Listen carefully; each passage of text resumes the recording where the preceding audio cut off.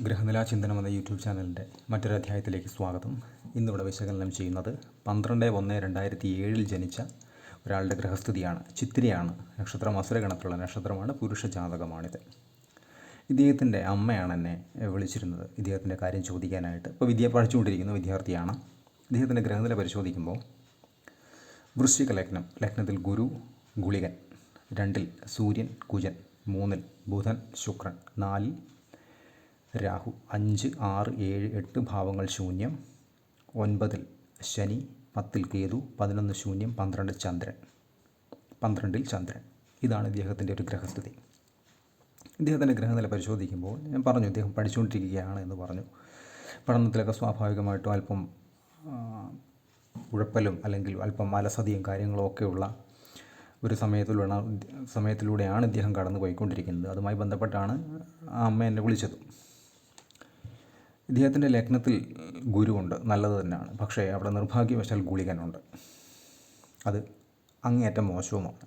എന്ന് വെച്ചാൽ ആ ഗുരു ചെയ്യാൻ ഉദ്ദേശിക്കുന്ന എല്ലാ നന്മകളെയും പോസിറ്റീവ്സിനെയും ഈ ഗുളികൻ പരമാവധി നെഗറ്റീവാക്കിയെടുക്കാൻ ശ്രമിക്കും. അതിൻ്റേതായിട്ടുള്ള മോശമായിട്ടുള്ള അനുഭവങ്ങൾ ഇദ്ദേഹത്തിന് വ്യക്തി എന്ന രീതിയിൽ അനുഭവിച്ചേ മതിയാകും. 1. 2, ഇദ്ദേഹത്തിൻ്റെ ധനസ്ഥാനത്തേക്ക് ഗുളികൻ്റെ ദൃഷ്ടിയുണ്ട്. ഏതൊരു രാശിയിൽ ഗുളികൻ നിൽക്കുന്നുവോ അവിടുന്ന് 2-ലേക്കും 12-ലേക്കും ഗുളികൻ ദൃഷ്ടി നടത്തുന്നു. ആ നിയമപ്രകാരം ധനസ്ഥാനത്തേക്കുള്ള ഗുളികൻ്റെ ദൃഷ്ടിയും അതുപോലെ തന്നെ 12-ൽ നിൽക്കുന്ന ചന്ദ്രനിലേക്കുള്ള ഗുളികൻ്റെ ദൃഷ്ടിയും അങ്ങേയറ്റം മോശം തന്നെയാണ്. അതായത് മനസ്സിൻ്റെ കാരകൻ, മാതാവിൻ്റെ കാരകനായിട്ടുള്ള ഗ്രഹം ഏതൊരു ഗ്രഹനിലയിലും ചന്ദ്രൻ. ഈ ഗ്രഹനിലയിൽ അത് 12-ലാണ്. അവിടേക്ക് ഗുളികൻ്റെ ദൃഷ്ടിയുണ്ട്. അതായത് മാനസികമായിട്ടുള്ള ടെൻഷൻസ്, പിരിമുറുക്കങ്ങൾ, അസ്വസ്ഥതകൾ, അനിഷ്ടകരമായിട്ടുള്ള കാര്യങ്ങളിൽ ഇടപെടുക, അതുവഴി ഡിപ്രഷൻ പോലെയുള്ള കാര്യങ്ങളിലേക്കൊക്കെ വ്യതിചലിക്കാനോ അല്ലെങ്കിൽ നടന്നെടുക്കാനോ ഒക്കെ സാധ്യത വളരെ കൂടുതലുള്ള ഒരാൾ കൂടിയാണ് ഇദ്ദേഹം. അല്പം റിസർവ്ഡ് ആയിട്ടുള്ള ഒരു ക്യാരക്ടർ കൂടിയാണ് ഇദ്ദേഹം. മറ്റുള്ള ആളുകളുമായിട്ടൊക്കെ മിങ്കിൾ ചെയ്യാനും ഒക്കെ അല്പം ബുദ്ധിമുട്ടുള്ള ഒരാൾ കൂടിയാണ് ഇദ്ദേഹം. അതുപോലെ തന്നെ ഇദ്ദേഹത്തിൻ്റെ 4-ലാണ് രാഹു. 4-ൻ്റെ അധിപനായിട്ടുള്ള ഗ്രഹം ശനിയാണ്. നിൽക്കുന്നത് കർക്കിടകത്തിൽ ചന്ദ്രൻ്റെ ക്ഷേത്രത്തിലാണ്. ആ ചന്ദ്രനാണ് ഇവിടെ 12-ൽ ഗുളികൻ്റെ ദൃഷ്ടിയോടുകൂടി നിൽക്കുന്നത്. അപ്പോൾ മാതാവുമായി ബന്ധപ്പെട്ട അല്പസ്വല്പം അഭിപ്രായ വ്യത്യാസങ്ങൾ അല്ലെങ്കിൽ കലഹങ്ങൾ, അതുപോലെയുള്ള അസ്വസ്ഥതകളൊക്കെ ഇദ്ദേഹത്തിനുണ്ട്.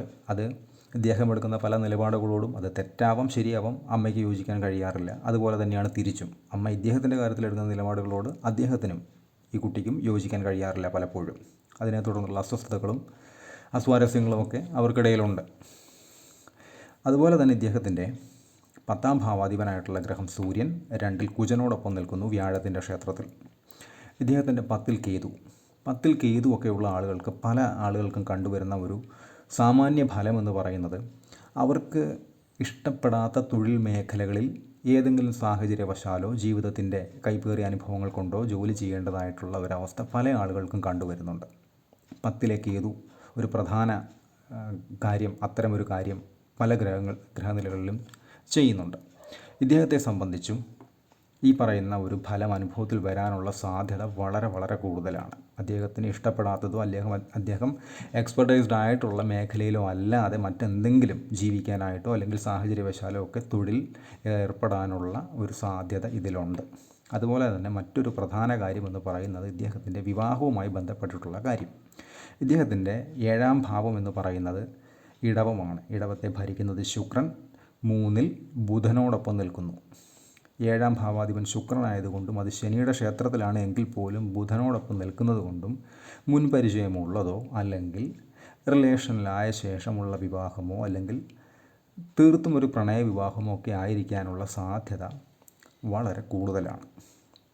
ഈ വരുന്ന ആൾക്ക് എന്ന് പറയുന്നത് ശനിയുടെ ക്ഷേത്രത്തിൽ വിവാഹാധിപൻ നിൽക്കുന്നത് കൊണ്ട് തന്നെ ശനിയുടെ സ്വഭാവങ്ങളായിട്ടുള്ള കടുംപിടുത്തം, വാശി, ദുർവാശി, അത് നിമിത്തമുണ്ടാകുന്ന അസ്വസ്ഥതകൾ ഒക്കെ ഉണ്ടാകാനുള്ള സാധ്യത ഇദ്ദേഹത്തിനുണ്ട്. ഞാൻ നേരത്തെ പറഞ്ഞു മനസ്സിൻ്റെ കാരകനായിട്ടുള്ള ഗ്രഹത്തിൻ്റെ ക്ഷേത്രത്തിലാണ് ശനി നിൽക്കുന്നത്. ആ ഗ്രഹമായിട്ടുള്ള ചന്ദ്രന് ഗുളികൻ്റെ ദൃഷ്ടിയുമുണ്ട്. അപ്പോൾ ഈ പറഞ്ഞിട്ടുള്ള വിവാഹ സംബന്ധമായും ഈ പറഞ്ഞിട്ടുള്ള അസ്വസ്ഥതകൾ ഇദ്ദേഹത്തിന് അഭിമുഖീകരിച്ചേ മതിയാകും. അതിന് വേണ്ടുന്ന മുന്നൊരുക്കങ്ങളും പക്വതയോടെയുള്ള തീരുമാനങ്ങളുമൊക്കെ ജീവിതത്തിലെടുത്ത് മുന്നോട്ട് പോയില്ല എങ്കിൽ തീർച്ചയായും വിഷമകരമായിട്ടുള്ള പ്രതിസന്ധികളിലൂടെ ഇദ്ദേഹം കടന്നു പോകേണ്ടി വന്നേക്കാം.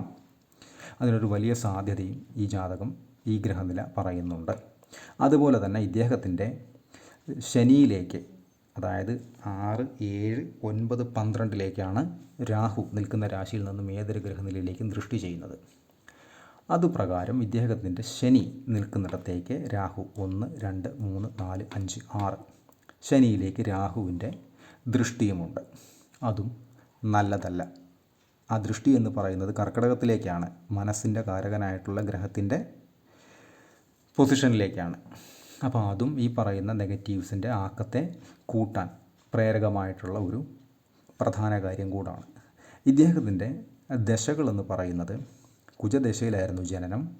2007 ജനുവരി 12 തൊട്ട് 2009 ജൂലൈ മാസം 23 വരെ കുജദശയായിരുന്നു. അത് തീർന്നു. അതിനുശേഷം ഇപ്പോഴത്തെ നടപ്പ് ദശയായിട്ടുള്ള രാഹുദശ 2009 ജൂലൈ തൊട്ട് 2027 ജൂലൈ 24 വരെ. അതിനുശേഷം വ്യാഴദശ 2043 വരെ. അതിനുശേഷം ശനിദശ 2062 വരെ. അതിനുശേഷം ബുധദശ 2079 വരെ. അതിനുശേഷം കേതു, ശുക്രൻ എന്നീ ക്രമത്തിലാണ് അദ്ദേഹത്തിൻ്റെ ദശകൾ കടന്നു പോകുന്നത്. അതിൽ തന്നെ അദ്ദേഹത്തിൻ്റെ ഇപ്പോഴത്തെ ദശയുടെ അപഹാരമെന്ന് പറയുന്നത് 4/1/2025 മുതൽ 5/7/2026 വരെയുള്ള സമയം രാഹുവിൽ ചന്ദ്രൻ എന്ന് വെച്ചാൽ 4-ൽ നിൽക്കുന്ന രാഹു, അതുപോലെ തന്നെ 12-ൽ നിൽക്കുന്ന ചന്ദ്രൻ. അമ്മയുമായി ബന്ധപ്പെട്ടിട്ടുള്ള അസ്വസ്ഥതകൾ അല്ലെങ്കിൽ അസ്വാരസ്യങ്ങൾക്കൊക്കെ വളരെ സാധ്യത കൂടിയ ഒരു സമയത്തിലൂടെയാണ് അദ്ദേഹം കടന്നു പോയിക്കൊണ്ടിരിക്കുന്നത്. അനുസരണാശീലം കുറയുക, അലസത കൂടുക, അല്ലെങ്കിൽ എടുത്തുചാട്ടങ്ങൾ കൂടുക, അല്ലെങ്കിൽ തർക്കങ്ങൾ അല്ലെങ്കിൽ വഴക്കുകളൊക്കെ ഉണ്ടാകുക പോലെയുള്ള അസ്വസ്ഥതകളൊക്കെ ഇദ്ദേഹത്തിന് ഇപ്പോഴുണ്ട് എന്നറിയാൻ കഴിഞ്ഞു. അതിപ്പോഴത്തെ ഒരു സമയത്തിൻ്റെ കൂടാണ്.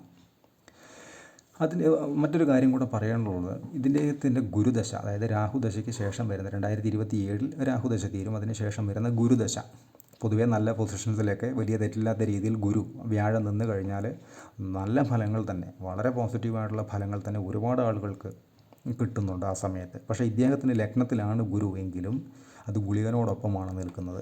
അതൊരു പ്രധാന നെഗറ്റീവ് തന്നെയാണ്.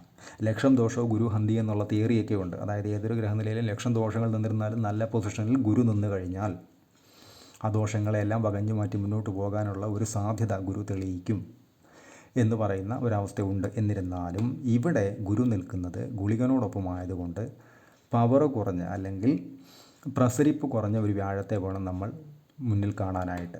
അപ്പോൾ അതുമായി ബന്ധപ്പെട്ടിട്ടുള്ള നെഗറ്റീവ്സ്, അതായത് ഈ ഗുളികനൊക്കെ മോശം പൊസിഷനിൽ 6-11 ഭാവങ്ങളൊഴികെ ഗുളികൻ എവിടെ നിന്നാലും അല്പം പ്രശ്നകാരകൻ തന്നെയാണ്. ഏതൊരു ഗ്രഹത്തിനോടൊപ്പം നിൽക്കുന്നതോ ഏതൊരു രാശിയിൽ നിൽക്കുന്നതോ 6-11 ഒഴികെ ആ ഗ്രഹത്തെയും ആ രാശിയെയും അതിൻ്റെ പോസിറ്റീവായിട്ടുള്ള ഫലത്തെയും നശിപ്പിക്കുക എന്ന് പറയുന്നൊരു പ്രോസസ്സ് ഗുളികൻ കൃത്യമായും ചെയ്യാറുണ്ട്. അപ്പോൾ 5-ലൊക്കെ, അതായത് ലഗ്നാൽ 5-ൽ മനസ്സിൻ്റെ സ്ഥാനത്തൊക്കെ ഗുളികൻ വന്നു കഴിഞ്ഞാൽ തീർത്തും ഇൻട്രോവേർട്ടായിട്ടുള്ള, മറ്റുള്ള ആളുകളുമായി മിങ്കിൾ ചെയ്യാനൊക്കെ വളരെ ബുദ്ധിമുട്ടുന്ന, അല്ലെങ്കിൽ അപരിചിതരെ കാണുമ്പോൾ മാറി നിൽക്കാൻ ശ്രമിക്കുന്ന ആളുകളൊക്കെ ഈ പറയുന്ന ഗുളികൻ 5-ലൊക്കെ നിന്ന് കഴിഞ്ഞാലുള്ള പല ആളുകൾക്കും വരുന്നൊരവസ്ഥയാണ്. അപ്പോൾ ഇത്തരം ഗ്രഹനിലയുള്ള ആളുകളെ വിവാഹ സംബന്ധമായിട്ടുള്ള മറ്റു കാര്യങ്ങളായാലും പ്രാക്ടിക്കലി കുറേ തിരുത്തലുകളും മാറ്റി എഴുതലുകളുമൊക്കെ ജീവിതത്തിൽ സൃഷ്ടിച്ചുവെങ്കിൽ മാത്രമേ അവർക്ക് സുഗമമായി മുന്നോട്ട് പോകാൻ പറ്റുകയുള്ളൂ. അതിന് വേണ്ടുന്ന അഡ്വൈസുകൾ ഞാൻ ആ അമ്മയോട് കൃത്യമായി പറഞ്ഞിട്ടുണ്ട്. അവരത് ചെയ്യുമോ ഇല്ലയോ, അത് വർക്കൗട്ടാക്കുമോ എന്നൊന്നും എനിക്കറിയില്ല. പക്ഷേ അത് ചെയ്യുന്നുണ്ട് എങ്കിൽ, അത് ചെയ്യുമെങ്കിൽ തീർച്ചയായിട്ടും അതിനുള്ളൊരു ഫലം. ഇപ്പോൾ ഈ ഗുളികൻ ലഗ്നത്തിൽ നിൽക്കുന്നു, അതിൻ്റെ നെഗറ്റീവ്സിനെ 100% ഒന്നും നമ്മൾക്ക് എന്ത് പരിഹാരം ചെയ്താലും ഒഴിവാക്കാനോ ഒഴിച്ചുവിടാനോ ഒന്നും സാധിക്കില്ല. പക്ഷേ അതിനെ പെർസെൻറ്റേജിനെ കൃത്യമായി കുറയ്ക്കാൻ സാധിക്കും. ഇപ്പോൾ വലിയ ഒരു അടി കിട്ടാൻ സാധ്യതയുള്ള ഒരാൾക്ക് ആ അടി കിട്ടുമ്പോൾ അതിൻ്റെ ഫോഴ്സ് ഒന്ന് കുറഞ്ഞിരുന്നാൽ അത്രയും ആശ്വാസമാണ്. അത്രയാണ് മാത്രമാണ് ഈ പരിഹാരം എന്ന വാക്കുകൊണ്ട് ഉദ്ദേശിക്കുന്നത്. അല്ലാതെ ഒരു പൊസിഷനിൽ 4 രാഹു നിന്ന് കഴിഞ്ഞാൽ അതിൻ്റെ നെഗറ്റീവ് ഫലത്തെ 100% മാറ്റാനൊന്നും ഒരു കാരണവശാലും സാധ്യമായിട്ടുള്ളൊരു കാര്യമല്ല. അതുപോലെ തന്നെയാണ് ഇദ്ദേഹത്തിൻ്റെ തൊഴിലുമായി ബന്ധപ്പെട്ടുള്ള കാര്യം ഞാൻ നേരത്തെ പറഞ്ഞു. അപ്പോൾ അതിനും വേണ്ടുന്ന മുന്നൊരുക്കങ്ങൾ അദ്ദേഹം പ്രായോഗികമായ ചിന്തകളിലൂടെ അദ്ദേഹം ചിന്തിച്ചേ മതിയാവൂ. അതിന് വേണ്ടുന്ന മുന്നൊരുക്കങ്ങൾ നടത്തിയേ മതിയാവൂ. ഇതാണ് ഈ ഗ്രഹനിലയുമായി ബന്ധപ്പെട്ട് പറയാനുള്ള കാര്യങ്ങൾ. കൺസൾട്ടിങ് ആവശ്യമുള്ളവർക്ക് ഈ നമ്പറിൽ കോൺടാക്റ്റ് ചെയ്യാവുന്നതാണ്. ഡിസ്ക്രിപ്ഷൻ ബോക്സിലും കോൺടാക്റ്റ് ഡീറ്റെയിൽസ് കൊടുത്തിട്ടുണ്ട്. ഇത്തരം വീഡിയോസ് ഇനിയും തുടരും. നന്ദി.